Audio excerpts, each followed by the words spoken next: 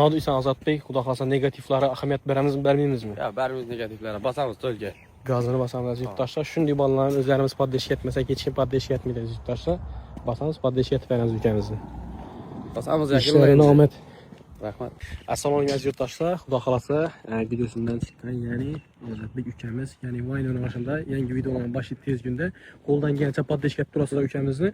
YouTube kanalına Xudo xolasa obuna bo'lib qo'yinglar. Endi ekranda hozir silkasini qoldiraman. Profillarini, Instagram profilini YouTube obuna bo'lib poddesh etib berasizlar. Nima deysiz hozir? Assalomu alaykum akillar, podeshida bo'lib turamiz. Sizlarga nechta videolar yoqadi, Vine'lar yoqadi. Shular qiziqarli videolar, komment yozib ketasizlar. Shuni biz shularga qarab video chiqaramiz. Qo'ldan kelgancha ukamizni poddesh etib olamiz. Videosin aktiv bo'lamiz. Komment yozib ketamiz tez kunda.